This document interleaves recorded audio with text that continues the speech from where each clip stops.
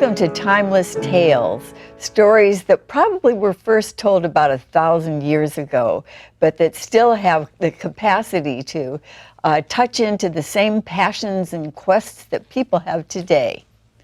I'm Ginny Anderson. I'm EcoPsychologist and a shamanic practitioner, and my guest is Maria Elizabeth Hersing, who comes from Denmark.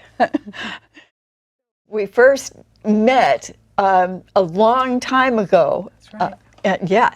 And in a way that is very, very unusual, because my daughter and I were traveling in Denmark looking for the house that belonged to my grandfather before he had immigrated to the United States. And we were not being very successful, but we did have a picture in our hands, and there was a family walking down the street, and we showed them the picture and asked if they knew anything about where this house was. And Maria Elizabeth said, "Yes, it's my house. Would you like to come for lunch?" And so we did. And that was the beginning of the two of us winding our threads of life together. So we've had a number of wonderful contacts at that point. And it continues, and in fact, it reaches into the life of my daughter as well, because when there were climate change meetings in Copenhagen, my daughter and granddaughter were able to go to those meetings and were able to spend the night in the house with Elizabeth, and it was a very big thrill to be present at that house. So I had given a book that I had written, which was Circling San Francisco Bay, a pilgrimage to wild and sacred places. Elizabeth set that book aside until the long winter nights in Denmark. And That's right. As she was reading that book, she was inspired to do something similar in sacred places in Denmark, and also to write songs about it. So you might say that Circling San Francisco Bay traveled thousands of miles to circle the woods, which was Elizabeth's song and album that first came out last summer. And so there were songs that had very much relationship to her work and to mine as well. I would very much like to hear more about the album that you created that is related to the book. Well, what can I tell you? I started reading your book, and it was slightly tricky for me to get into your thinking. It was not straightforward for me. And what happened in a strange way was that I could understand it better if I started just singing some of your sentences. And that's actually how a lot of the songs came about. Just listening to the rhythm of your language and listening to how you constructed your sentences. Trees in a eucalyptus grove on the right side of the road, standing ankle deep in their slugged skin.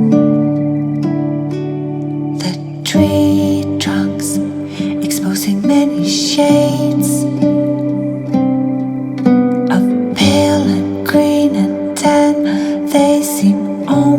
to be made of layer after layer, making shedding seem so simple, getting rid of things, cleansing. I pick up strands of bark, wrap them round myself, 'cause they remind me of what needs to be poured away. It was so amazing. Came in touch with what I'd like to share, like I heard a song, and I didn't care about any of my past mistakes. It was okay and pointless to be perfect.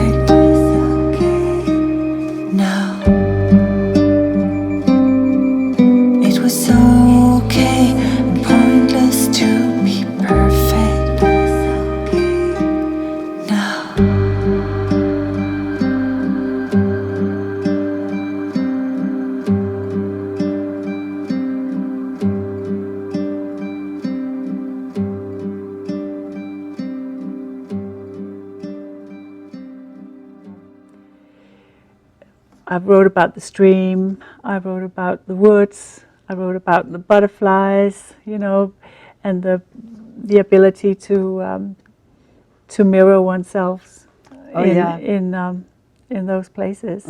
Yeah, and use them for your own benefit as well. Yes. Yeah. It feels like such a magical way to renew yourself. It does. To be able to That's go right. out into the Yeah. natural world. Right. I remember you describing the notion of taking some people out into the natural world, and Yeah, I was trying to think how can I communicate these songs to an audience, and at the same time communicate what I was thinking when I wrote them, and the relations to your thinking and to your book. And the idea of making a project called Concert Wandering came up, and we were so fortunate to get enough funding for it from the Danish state, support arts funding, and that enabled us to go out and do, I think we've done about 12 or 13 concerts. oh, how marvelous. Yeah, for the past 2 months. And we've had some very interesting people collaborating with us, some biologists, taking people out for a walk and sensing nature in a different way, and then leading people back to where we were and where we would perform the songs when they returned. Oh, that's really So marvelous. that was a really nice project. I really enjoyed that.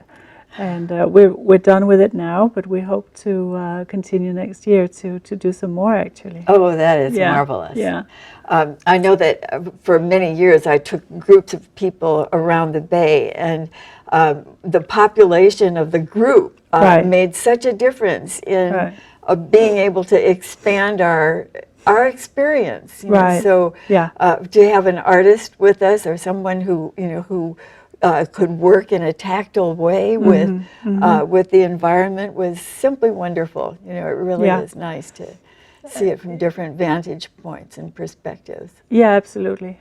Yeah, some of these biologists have obviously a scientific view on nature, but they also had a very poetic view, so they were able to communicate both. That's so. That's exciting. Yeah. So people have been doing creative things Yeah, with their yeah, experience for a long, long yeah, time. yeah, yeah.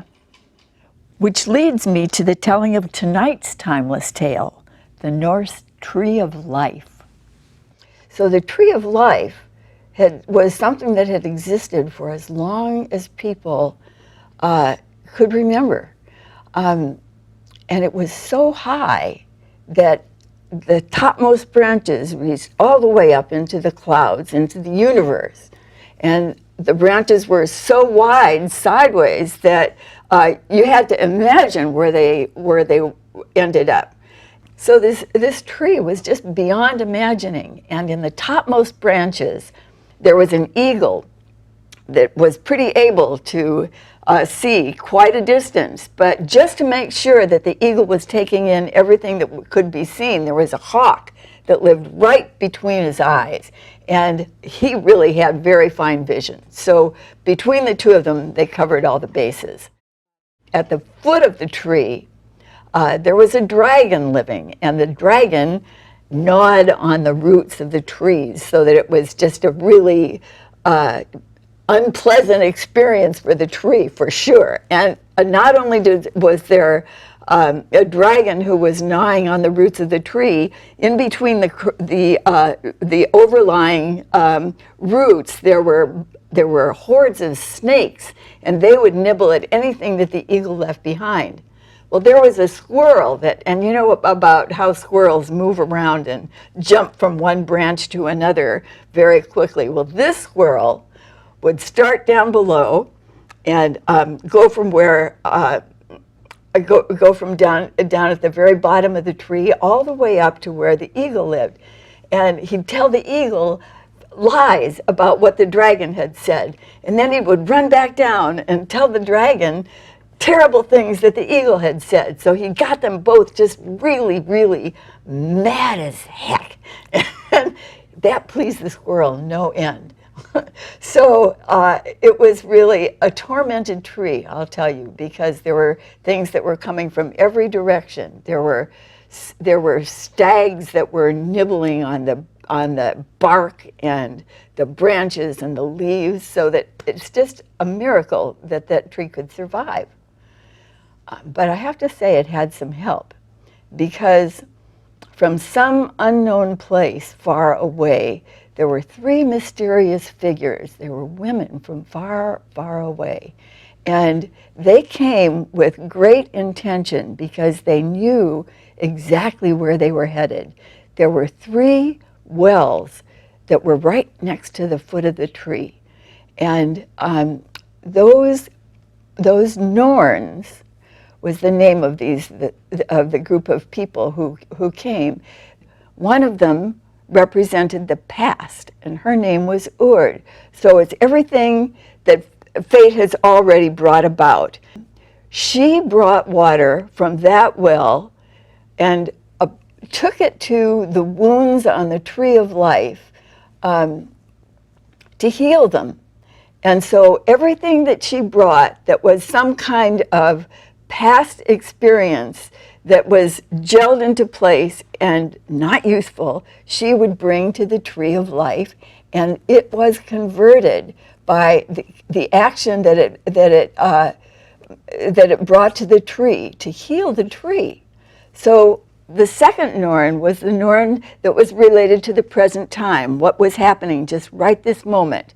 And that energy was brought through the well that she tapped into and brought to the tree, healing the wounds for the tree. And the third one was the Norn of the future, and her name was Skuld, and it had to do with what would be happening someplace in the future. Mm-hmm. And she brought that energy to the tree to help heal the tree. Mm-hmm. The tree was able to live in spite of the fact that there was a lot of damage that was happening. There were earthquakes, there were fires, there were fires in the woods that were just consuming a lot of trees, and so the weather was terrible, and there were no crops. The people were suffering, and they couldn't figure out what was happening that was changing their existence. So the forests were continuing to be destroyed, and the human beings and all the animals, everything didn't have a chance to stay alive except the tree of life. It couldn't die because it reached into the highest universe and into the depths of the earth. And so that tree stood alone while one fragile woman, whose name was Life, and one fragile man, whose name was Life's Yearning, ran to the tree of life and wrapped themselves in the bark. And they were protected there until Earth would recover and life could begin anew. Meanwhile, the Norns continued to have their work in place, and at that point, they asked for our help. Because this is a point where so much suffering is happening on the planet, so much destruction is taking place, that it's very important for us to step forward and to help the Norns fulfill their role in taking care of the tree of life. So if that were to happen, if you and I were to do something that was related to something that had happened in our lives that had caused us pain, or if we had done something to somebody else that caused them pain and we were carrying that guilt, that could be transmuted by taking the water from that first well and bringing it to the tree to help take care of the tree of life, but also to help in this transformation.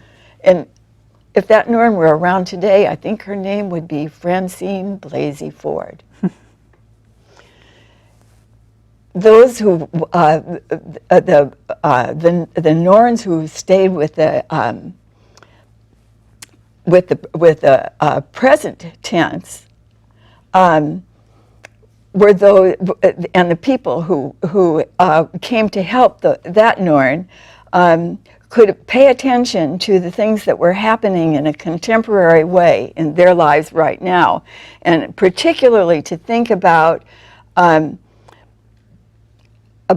anything that they could do that would be more consonant with what it takes to keep life alive on the planet, which would involve not using plastics, would involve a lot of things, a lot of ways that life could be changed. And to make those changes and bring those to the tree of life could help to preserve the future of existence again for people to as the earth recovered.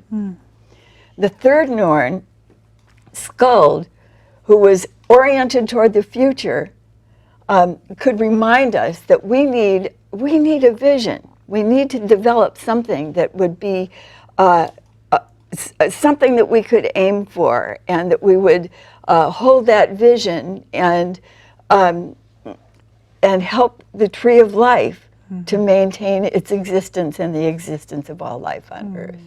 So actually, Elizabeth had something that she could share with us, because you know, when we think about leaning on the tree or being able to be connected with that tree of life, Elizabeth was sharing something with me recently about leaning on her guitar.